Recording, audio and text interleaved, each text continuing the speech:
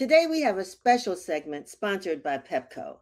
We welcome Amber Perry, the region president, who is here to discuss a pressing topic that has been on everyone's mind. I know, especially mine and other local residents. It's the rising electricity costs in Washington, D.C. and Maryland. I want to thank you, Amber Perry, for joining us. Good morning, Denise. Great to see you and happy Likewise. Friday. Thank you. Thank you. Same to you. And especially at a time, fortunately, the temperatures are rising and things are getting a little better here in the DMV. We've gone through some really cold temperatures, ice, and everything else. So I'm sure you have not escaped that either. I have not. Definitely the colder temperatures. Absolutely. So as a result, we know that customers now are feeling the pinch of their energy bills. And so the first question I think we want to tackle this morning is what factors have contributed to the recent increase in electricity costs for customers? Yes, no, absolutely. And we have certainly seen an increase in energy prices here in the region, really, Denise. And so I'll talk a little bit about some of the key drivers, but these cost increases are real. We are all certainly feeling them. This is not a Pepco specific issue. It is actually a regional issue that we're seeing right now. The real cost drivers that we're seeing are a couple factors.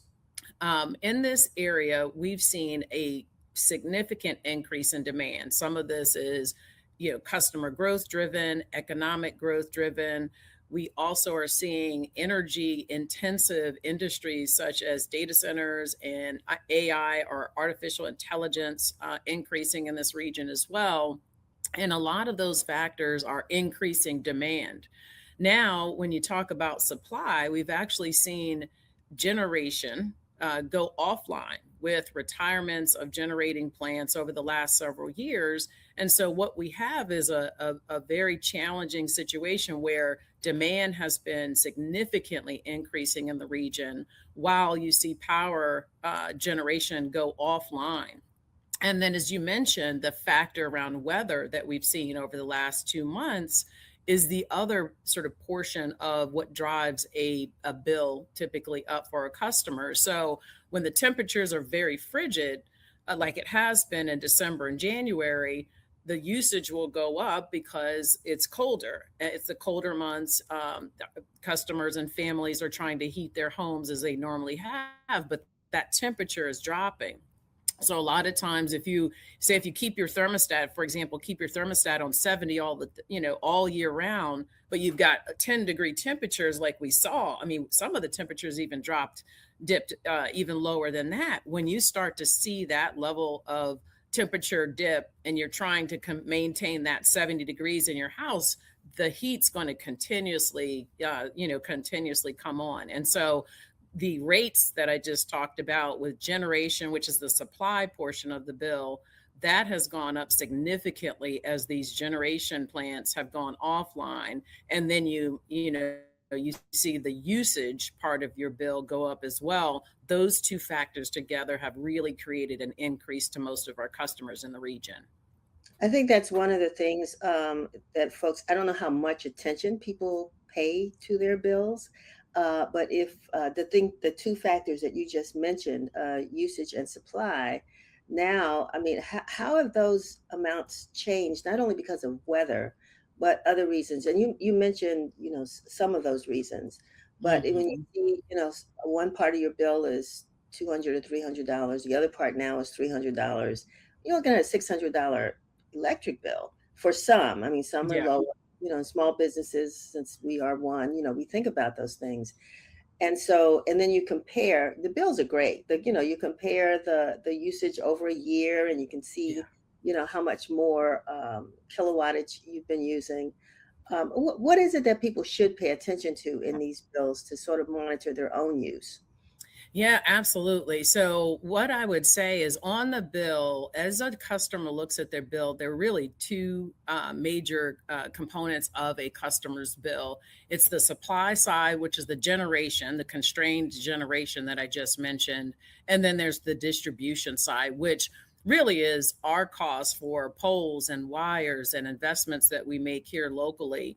That portion of your bill is only about 25% of your bill.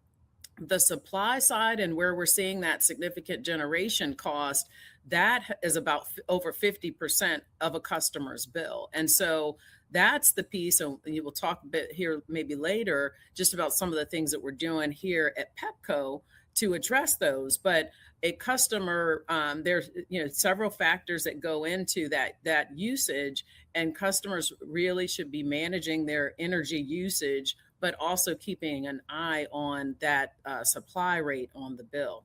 Customers can do, a lot of things at home, certainly checking your thermostat, taking the thermostat down slightly. Also, some of the energy efficiency programs that are available to many customers are very helpful to make sure that you don't have drafty windows. Do you have energy efficient lighting? Those are things that customers can certainly do to manage their energy use and just make their homes more energy efficient overall. Those are some of the things that we're always happy that Pepco comes on and talks to our viewers about, and the different programs, excuse me, that Pepco has to assist consumers. But just, briefly, can you mention a couple of those? Yeah, so some of the so we have some just great, it is really it's a priority for us at Pepco to help every single family in need, every single customer in need. And so we have a couple of programs that we've had here over the last several months and even more recently. Our most impactful one is our Customer Relief Fund, which we started a few months ago last year. It allows eligible customers to receive a $300 credit relief to their bill. I know right now in Maryland, we still have funds available. And then in DC, that has now closed. But to date, we've given $6.5 million in the Pepco region to our customers. We added another $1.5 million in January to our customers. So through that one program, we've helped over 14,000 customers in this region. And as you can imagine, Denise, that was very helpful when we had the federal shutdown. I mean, that was significant for many of our customers. And we're always connected to changes and impacts that are happening in the region. The other program is LAHEAP. That is an amazing federal program that is available to many of our customers to look into. And then we have several other programs in DC. Our residential aid discount rate, that's available to customers in DC. Our limited income discount rate, that is coming online and underway in Maryland. And then we also have all types of programs such as budget billing, which helps our customers sort of even out their bill. It allows a customer to know exactly what they're going to pay each month. It levels out that monthly payment for our customers. And then we also have different payment plans and payment arrangements that we're allowing for the customers as well. We are here certainly for our customers in need. That's fantastic, and I think, that's very generous of Pepco to come up with ways in which people were able to get through, um, the the issue with the federal government, and that continues to happen. And I'm sure that folks are still trying to figure out ways in which they can address, their energy costs. And I'm wondering, as we now move into the warmer seasons, particularly this summer, do you see any relief in the supply coming up in the summer, or what factors could potentially shift that situation?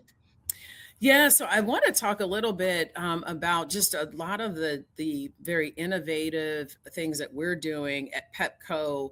We certainly want to make sure that we're continuously focusing on protecting our customers. It is our commitment. It is our priority.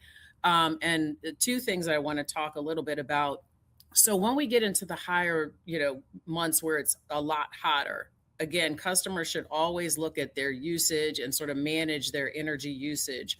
But two things that we're doing, and I get a lot of questions about this when it comes to data centers. So one thing that we're doing is putting in financial protections for our customers in the region.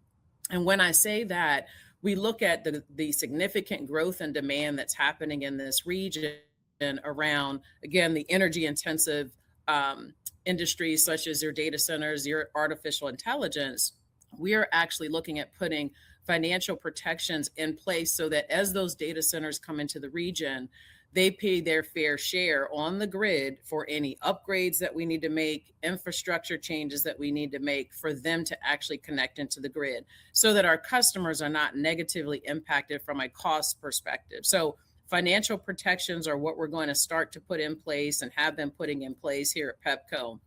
The other, and it's a more of a longer term solution, but I do want to mention it, is really our commitment to customer advocacy right now. So, given this sort of supply demand imbalance that we're seeing in the region, we've got the customer protections in place. The other significant piece of this really is making sure that we advocate for affordable generation on our systems that's needed right now for our customers. And so, we're really looking at supporting reforms in this region for allowing public utilities to build affordable supply, which is needed because of the generation constraint that I said earlier, under public oversight to really prevent power outages that may occur in this area and ensure that it's done affordably for our customers. And so that's going to help ease the price pressures that we're seeing.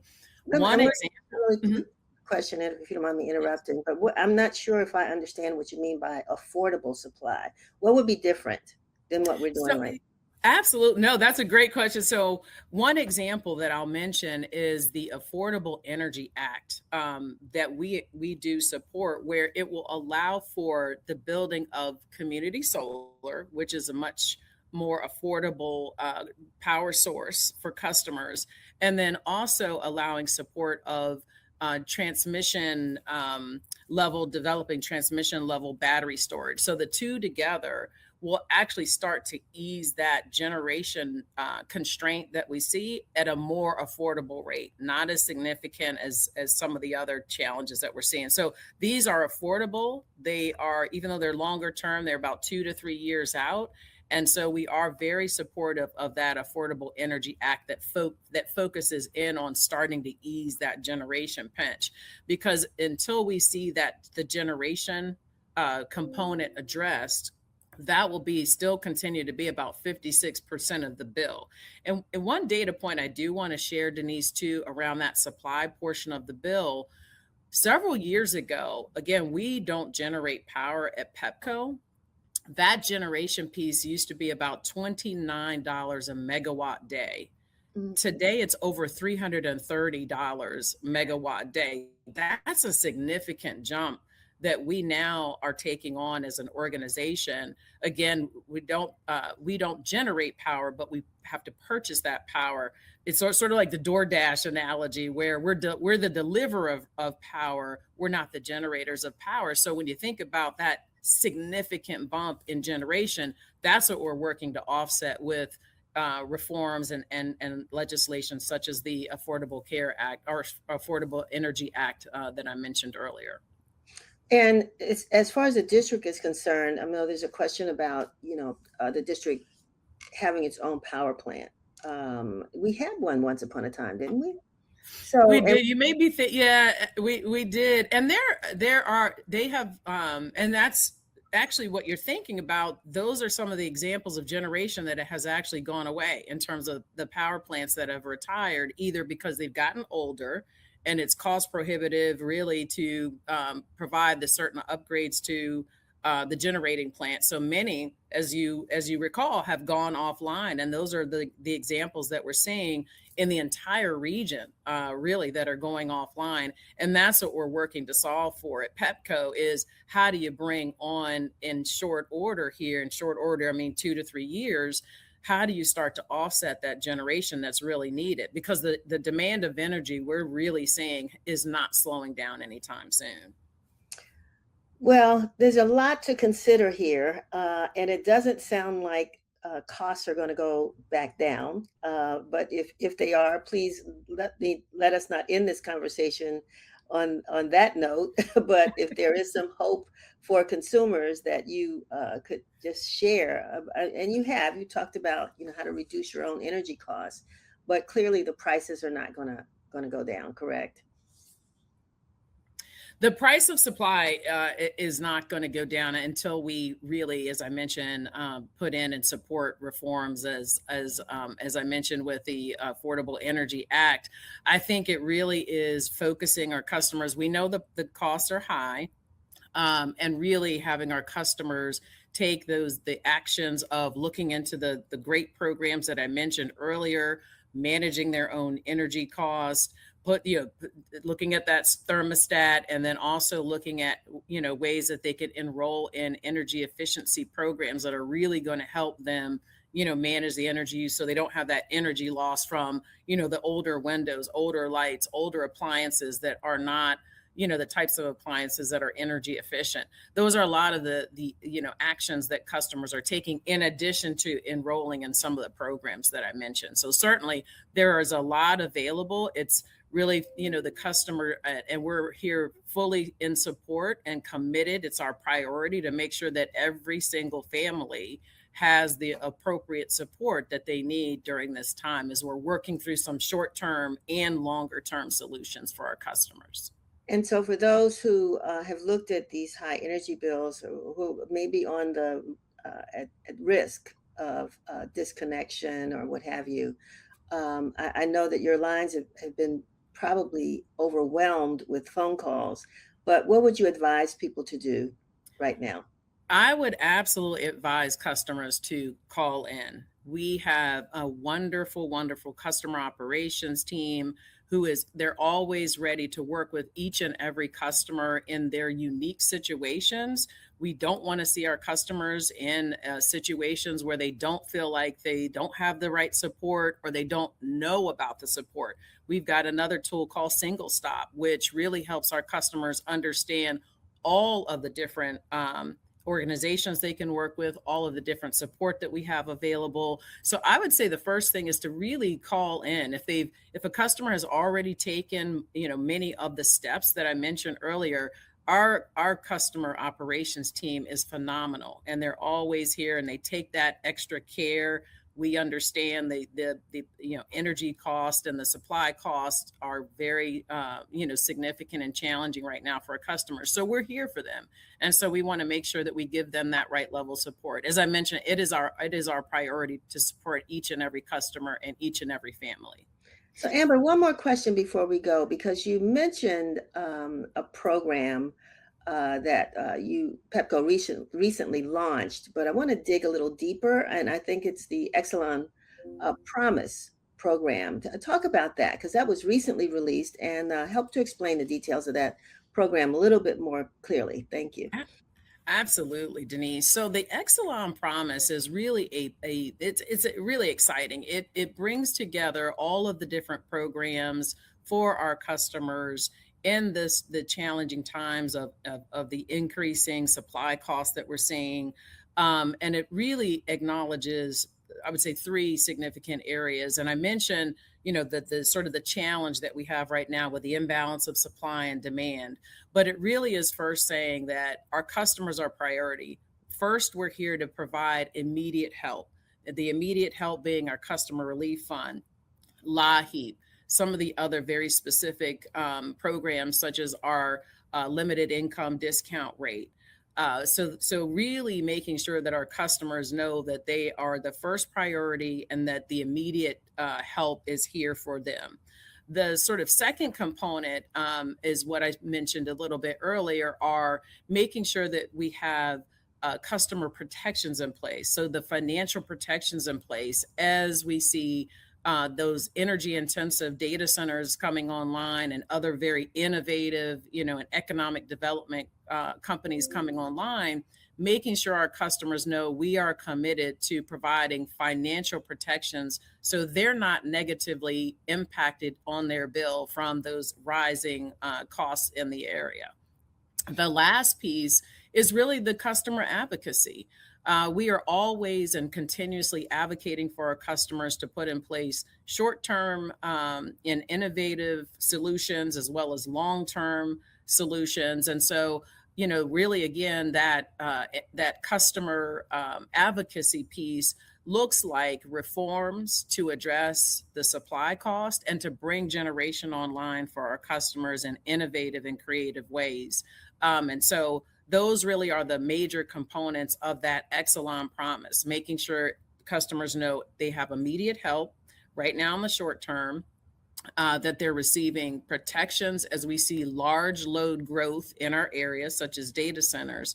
And then we're continuously and always advocating for our customers through reforms and legislation to make sure that we're driving the right energy policies to protect our customers at the end of the day.